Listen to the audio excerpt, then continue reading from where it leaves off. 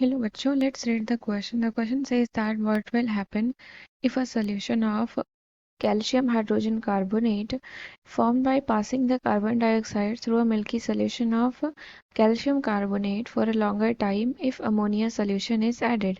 तो यहाँ पर बोला है कि क्या होगा अगर हम कैल्शियम बाइकार्बोनेट का सॉल्यूशन जो कि कैसे बना हुआ है जब हम कार्बन डाइऑक्साइड को एक्सेस कार्बन डाइऑक्साइड को जब हम CaCO3 में पास करते हैं तब हमें कैल्शियम बाइकार्बोनेट मिलता है। अब पूछा है कि कैल्शियम बाइकार्बोनेट में जब हम अमोनिया सॉल्यूशन मिला देंगे तो क्या होगा।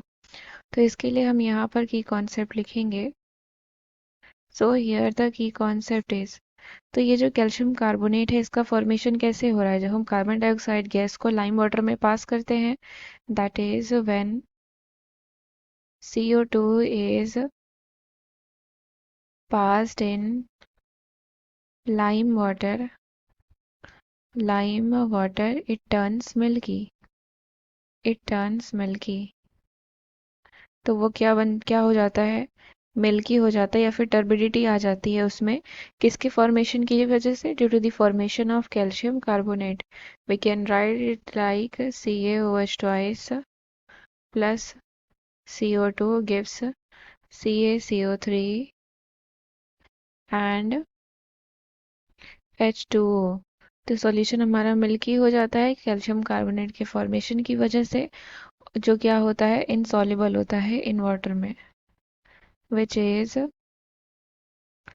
insoluble in water.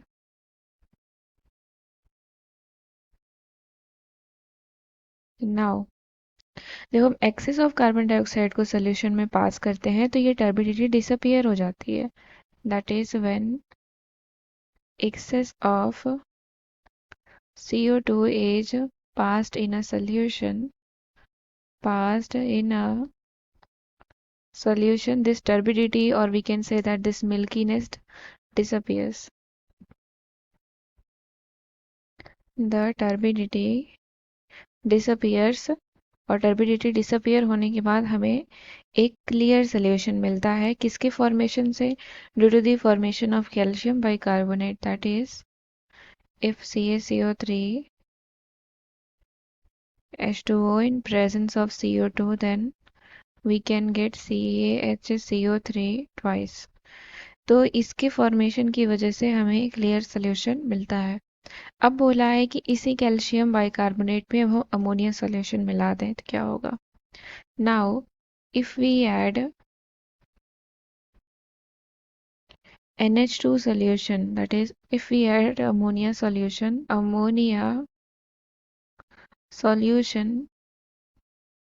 in CaHCO3 twice, तो क्या हो जाएगा। तो CaHCO3 twice प्लस 2NH3 हमें क्या मिल जाएगा, NH4 twice CO3 plus CaCO3। तो ये एक हमें वाइट प्रेसिपिटेट मिल जाएगा। This white precipitate of CaCO3 is obtained. White precipitate of CaCO3 is obtained. So I hope you understood it well. Thank you and best of luck.